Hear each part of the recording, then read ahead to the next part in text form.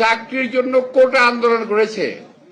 কোটা আন্দোলন সফল হলে একটি চাকরি পাইতো, যাদের আশা ছিল তারা মন্ত্রী হয়ে গেছে।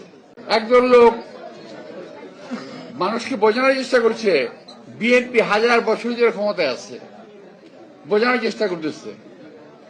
একজন লোক রাস্তা ভাঙা দেখলে বলে হায় হায় বিএনপি সময় রাস্তা ভাঙা।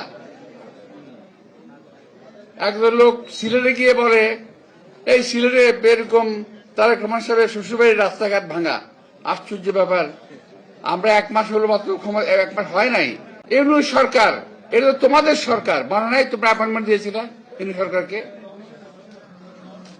এই এদেরকে দেওয়া অ্যাপয়েন্টমেন্টের সরকারের সময় এই দেশের অর্থনীতি, রাস্তাঘাট, ব্যবসা বাণিজ্য সমস্ত কিছু তছনছ হয়ে গেছে। আওয়ামী লীগের সময় যথেষ্ট ক্ষতি হয়েছে দেশের, আর তোমাদের এই সরকারের সময় দেশের আরো বেশি ক্ষতি হয়ে গেছে। তবে লাভ হয়েছে একটা, কি জানো? লাভ হয়েছে তোমাদের চেহারায় কিছু জৌলুস এসেছে, জৌলুস চকচকে হয়ে গেছে, আর আগের মতো নাই।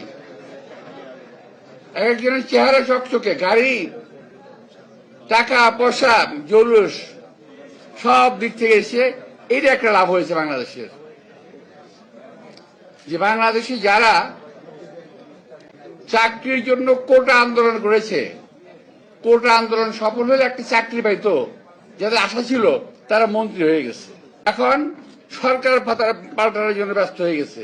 আরে ভাই, বিএনপি তো ক্ষমতা আগেও ছিল, এখনো আছে, থাকবে।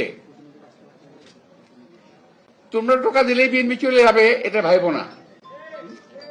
দেশের মানুষের বেশিরভাগ মানুষের ভোটে বিএনপি জয়লাভ করে আজকে সরকারে আছে। বিএনপিকে সময় দিতে হবে।